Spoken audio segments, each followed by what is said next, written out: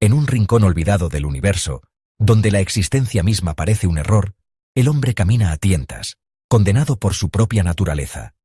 No se inclina hacia el bien de manera espontánea, como si un Dios ausente o indiferente hubiese diseñado un mundo en el que la virtud fuese un accidente, un descuido en el plan divino. Ser bueno no es lo natural, sino una hazaña contra el propio ser, un acto que desafía y ridiculiza a su creador. Y si, por alguna extraña casualidad, alguien nace bueno sin esfuerzo ni cálculo, es porque en lo alto alguien se ha distraído, permitiendo la aparición de un espectro que no encaja en el orden cósmico. ¿Es acaso un fantasma? El bien es un eco del pasado o un susurro del futuro, pero nunca una realidad presente. Se percibe cuando desaparece, como el recuerdo de un sueño al despertar. No es una fuerza tangible, sino una ausencia, una promesa incumplida que se disuelve en el tiempo. Desde los albores de la creación, algo innombrable ocurrió, un fallo imperceptible pero definitivo que se ha infiltrado en cada molécula de nuestra existencia. Vivir sin sospecharlo al menos una vez al día es deambular como un sonámbulo, ajeno a la verdad subyacente de la realidad. Resulta casi imposible creer que el Dios bueno, el eterno Padre, haya tenido algo que ver con la chapucera obra de la creación. Nada en este mundo sugiere su intervención. Todo apunta a que el verdadero artífice fue otro, un Dios sin escrúpulos, un demiurgo defectuoso. La bondad, por sí sola, carece de imaginación, y crear exige ingenio, incluso para hacer un mundo plagado de imperfecciones. Solo de la colisión entre el bien y el mal puede surgir algo tan complejo como la existencia. Y viendo el resultado, es mucho más fácil remontarse a un Dios sospechoso que a uno venerable. El Dios bueno, en su serena impotencia, no está hecho para modelar la realidad. Su esencia es la inacción, la pasividad absoluta. Grande en sus deficiencias, apenas puede inspirar a los despojados de toda atadura terrenal. Pero para quienes habitan la historia, quienes sufren la maquinaria del tiempo y del caos, Él es incomprensible. No tiene la brutal fascinación del monstruo, no arrastra tras de sí el peso de la creación. Así, cuando el hombre busca sentido, no se aferra a ese Dios pálido y distante, sino al verdadero artífice, el Dios inferior, el obrero del cosmos, el incansable instigador de los acontecimientos. Para entender cómo pudo concebir la existencia, hay que imaginarlo atrapado en la lucha entre el mal puro dinamismo, cambio e innovación, y el bien mera inercia, quietud infinita. El mal, sin embargo, se vio contaminado por su adversario, y por eso la creación no es enteramente oscura. Pero el mal sigue siendo la esencia de todo lo vivo, lo corruptible, lo efímero. Intentar reducirlo a la nada es una ilusión infantil, una estrategia desesperada para salvar la frágil dignidad del Dios bueno. El único modo de salvar al Dios bueno es desligarlo por completo del demiurgo. Pero el cristianismo, al negarse a hacer esta separación, se condenó a sí mismo a una lucha agotadora, imponer la idea de un creador misericordioso en un mundo que grita lo contrario. La empresa era imposible desde el inicio, y en su fracaso, arrastró consigo tanto la fe como al propio Dios que buscaba preservar. No podemos evitar pensar que la creación es solo un boceto, un esbozo inconcluso que nunca pudo ser completado, ni siquiera lo merecía. Todo en ella es una falta, un error cósmico que la célebre caída del hombre no hace más que reflejar en una escala menor. ¿De qué se le acusa, sino de haber imitado al Creador en su propia transgresión? Llevamos en nuestra carne la misma condena, porque hemos nacido de las manos de un Dios desdichado y corrupto, un Dios maldito desde el origen. Así, cada quien carga con su destino. Algunos creen en un Dios supremo pero impotente, otros en un demiurgo incansable, y otros finalmente en el demonio. Pero la elección no es nuestra. Tanto nuestras veneraciones como nuestras blasfemias están dictadas por una fatalidad ineludible. El demonio no es más que un delegado del demiurgo, un mero administrador del infortunio humano. Aunque su nombre inspire terror y fascinación, su papel no es más que el de un burócrata de la historia, un ángel degradado a la administración de la miseria. El demiurgo, en cambio, es el verdadero motor de nuestras tribulaciones. Si no existiera, ¿cómo podríamos enfrentarlas? Somos tan insignificantes que necesitamos de su sombra para soportarnos a nosotros mismos. Nos aferramos a su existencia, incluso le imploramos que sea real. Porque si se revelara como una ficción, nos quedaríamos sin a quién culpar de nuestras carencias y nuestras miserias. Nos resulta indispensable endosarle la responsabilidad de este universo fallido, pues en ello encontramos una paz perversa. La certeza de que todo es insoluble, de que la promesa de redención no es más que un espejismo. Más útil que cualquier otro Dios, es aquel que nos alivia de nuestros remordimientos. Si el demiurgo es el autor de nuestros fracasos, entonces no hemos fallado por completo, simplemente seguimos su ejemplo. En la divinidad buscamos no nuestras virtudes, sino nuestros vicios. Nos resignamos fácilmente a lo bueno en nosotros, pero nuestros defectos nos atormentan. Necesitamos un Dios capaz de caer tan bajo como nosotros, uno que no esté atrapado en la monotonía de la perfección. El Dios malo es, en este sentido, el más valioso que jamás haya existido. Si no lo tuviéramos, ¿sobre quién volcaríamos nuestro rencor? Todo odio, en última instancia, se dirige hacia Él. Porque todos sentimos que nuestros méritos son ignorados o pisoteados, y nos resulta intolerable pensar que tal injusticia es solo obra de los hombres. No, tiene que remontarse más atrás, fundirse con el acto mismo de la creación, con un desajuste primordial que nos absuelva un poco de nuestra propia mediocridad. Así sabemos contra quién arremeter, a quién vilipendiar. Nada nos reconforta tanto como la posibilidad de situar el origen de nuestra indignidad lo más lejos posible de nosotros. ¿Y qué pasa con el Dios bueno? Solo podemos reconciliarnos con Él cuando estamos completamente vacíos del mundo, en esos instantes en que su ausencia se convierte en presencia, cuando por un capricho de la mente parece surgir de nuestras profundidades para humillar nuestro cinismo. Dios es el luto de la ironía. Cuanto más nos entregamos a ella, más lo expulsamos de nuestras preocupaciones y de nuestro desprecio. Pero al final, sigue pesando sobre nosotros. Aunque lo ignoremos, aunque tratemos de borrarlo, sigue ahí, como un cadáver al que tantos han golpeado antes que nosotros. Ya no merece nuestro esfuerzo, y sin embargo, nos molesta el no haber sido nosotros mismos quienes le dieran el golpe definitivo. Para sortear las trampas del dualismo, podríamos imaginar un solo Dios dividido en dos fases. Primero, inmóvil y absorto en su eternidad, un ser exhausto por la inercia de su propia existencia. Luego, un creador desenfrenado, atrapado en un frenesí de errores y extravíos, arrojado de lleno en una obra torpe y condenable. Sin embargo, esta hipótesis resulta menos clara, menos tajante, que la idea de dos dioses separados, uno puro y otro corrupto. Y si ninguna de estas opciones parece explicar el absurdo del mundo, siempre queda la posibilidad de pensar, como algunos gnósticos, que la creación fue simplemente un juego de azar entre ángeles descuidados. Reducir la divinidad a una persona es un acto lamentable, una degradación de su naturaleza. Nunca será un principio abstracto para quienes han recorrido los senderos de los testamentos, pues 20 siglos de disputas teológicas no pueden desvanecerse de un día para otro. Ya sea con Job o con San Pablo, la experiencia religiosa ha sido siempre un campo de batalla, una riña interminable, un ejercicio de exceso y amargura. Incluso los ateos, que con tanto gusto lanzan invectivas contra Dios, delatan su propia dependencia de Él. Atacan a alguien, no a un vacío.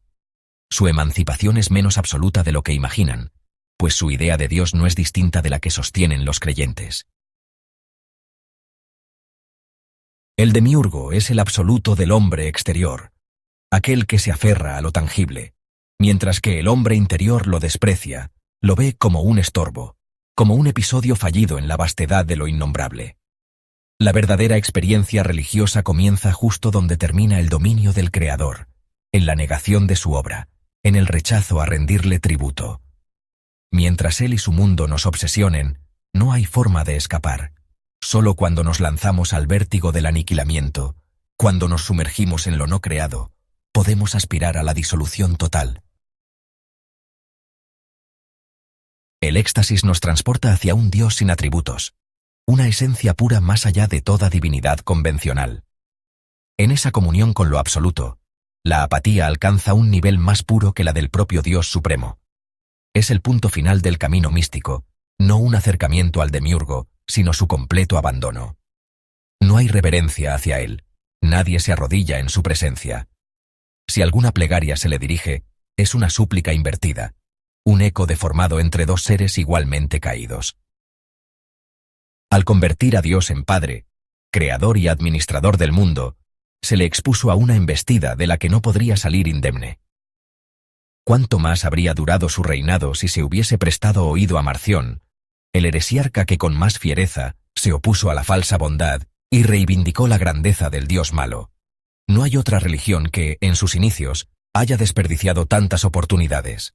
Nuestra historia habría sido distinta si el cristianismo hubiese nacido con la execración del Creador en lugar de su adoración. Si se nos hubiera permitido maldecirlo desde el principio, los últimos 2 milenios habrían sido menos opresivos. Pero la Iglesia, al negarse a condenarlo, al rechazar las doctrinas que se atrevían a hacerlo, se enredó en la astucia y la mentira. Al menos nos queda el consuelo de que lo más fascinante de su historia son precisamente sus herejes, aquellos a quienes combatió y persiguió. Fueron ellos, los renegados, quienes más intentaron salvar el honor de Dios al negarle su rol de creador. Fanáticos de la nada divina, abrazaban la ausencia como la única forma posible de bondad suprema. Su odio al Dios del mundo era un acto de amor hacia otro Dios más puro, más verdadero, un amor sin restricciones ni concesiones. Pero en ellos también habitaba una contradicción. ¿Qué eran en el fondo los gnósticos y los maniqueos, sino devotos del horror, amantes de la pureza hasta la perversión? El mal los obsesionaba, los consumía casi por completo. Sin él, sus vidas habrían carecido de sentido. El universo, esa obra inacabada, parece haber sido el fruto de un Dios dividido entre el letargo y la locura. En su primera fase, reposaba en una paz absoluta, exento de todo deseo, inmóvil en su propio infinito. Pero, de pronto, como si la eternidad le pesara demasiado, se lanzó con furia a la creación, errando sin cesar, engendrando el caos en su afán de manifestarse. Un Dios dormido y luego un Dios frenético. 2 naturalezas en conflicto dentro de una misma entidad, o quizá, la manifestación de 2 dioses distintos que se repelen y se contaminan el uno al otro. Algunos gnósticos imaginaron algo aún más inquietante: que el mundo no fue diseñado con un propósito divino, sino echado a suertes entre los ángeles, como un juego caprichoso, un error que se perpetúa. Y en este juego, en esta obra fallida, el bien parece condenado a la timidez, a la impotencia, mientras que el mal, con su ímpetu desbordante, avanza y se expande, fascinante y contagioso. Crecer, multiplicarse, poblar la tierra. ¿No es acaso la propagación de la herida original? Cada nacimiento es una extensión del error primordial, un eslabón más en la cadena de un Dios torpe y atolondrado que no supo detenerse a tiempo. Si el bien fuera la fuerza dominante, si su naturaleza estuviera destinada a prevalecer, el mundo estaría marcado por la contención, por la escasez, por la quietud. Pero no es así. La carne prolifera como una lepra, engendra sin medida, sin cuestionarse a sí misma. La procreación, lejos de ser un don divino, es un eco de la maldición. Los cátaros y bogomilos ya lo intuían cuando condenaban el matrimonio y celebraban la esterilidad. Sabían que traer un ser al mundo no era un acto de amor, sino de sumisión a la corrupción misma del cosmos. El Génesis nos ordena crecer, multiplicarnos, llenar la tierra. Pero, ¿de quién provienen esas palabras? No del Dios bueno, pues Él, en su infinita pureza, jamás habría alentado la expansión del sufrimiento. Sed escasos, debería haber dicho. Rehusad alimentar la enfermedad de la existencia. Y sin embargo, la carne sigue su curso, avanza incontenible, disfrazando su condena con la ilusión del placer. El deseo consume, arde, devora como el fuego primigenio que dio origen a todo. Engaña, pues nos hace olvidar por un instante que la creación misma es un acto de tristeza. Es en el éxtasis donde se revela su mentira. En el instante mismo en que el placer alcanza su cúspide, se desmorona en su propia nada. Nos deja vacíos. Nos muestra que solo fue un espejismo. El universo no fue creado con alegría, y nosotros, al replicar su existencia, solo prolongamos su condena. La voluptuosidad es el colapso del placer, su exceso y su ruina. Que la existencia pueda surgir de un acto tan burdo como un jadeo nos deja ante una paradoja siniestra. La creación, con toda su complejidad, parte de una simplicidad grotesca. ¿Por qué la evolución no ha diseñado otro mecanismo? Quizás porque este, en su brutal eficacia, ha demostrado ser suficiente para perpetuar el desastre. No es la vida en sí lo que está en cuestión, es su reproducción, su propagación absurda. La facilidad con la que se engendra contrasta con la enormidad de la carga que impone el existir. Un instante de abandono, una distracción, y a cambio una vida entera de tribulaciones. Solo aquellos que han abrazado el desenfreno absoluto o la renuncia total han comprendido el dilema. Libertinos y ascetas, hedonistas y anacoretas, los únicos lúcidos en esta mascarada. Si el sentido común prevaleciera, trataríamos a la humanidad como una especie en peligro, conservando apenas unos pocos ejemplares para el registro. Mientras tanto, el hombre se multiplica como una epidemia. Rostros brotan por doquier, ensuciando el mundo, impidiendo el silencio necesario para siquiera intuir a Dios. El horror puede olvidarse por momentos, pero basta que un ser humano aparezca para que vuelva a imponerse. Si se pudiera excusar al demiurgo por su obra, aún así habría que hacer una excepción con el hombre, el error más negro de la creación. Quizás el creador mismo, al reconocer su torpeza, esté tratando desde el principio de deshacer su error, de destruirse a sí mismo y a su obra. Quizá la historia no es más que la lenta consumación de su arrepentimiento, una autodestrucción progresiva disfrazada de devenir. En el fondo de cada ser, incluso en los dioses, habita la certeza de una quiebra esencial, un fracaso absoluto que apenas alcanzamos a percibir. La ignorancia de esa verdad es, paradójicamente, la única gracia que nos mantiene en movimiento. No saber cuán solos estamos nos permite seguir adelante, fingiendo sentido en el sinsentido. Pero cuando la lucidez irrumpe, todo se detiene. Nos encontramos atrapados en una consciencia sin objeto, en la imposibilidad de coincidir con nada, ni siquiera con nosotros mismos.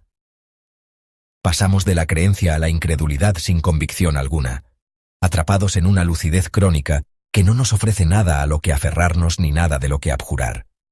Se nos escapa la fe, pero tampoco encontramos razones para el ateísmo. La oración misma se vuelve inconcebible, y ese es el verdadero infierno. No la condena de una divinidad hostil, sino la certeza de un vacío absoluto, la imposibilidad de dirigirse a algo, de esperar algo.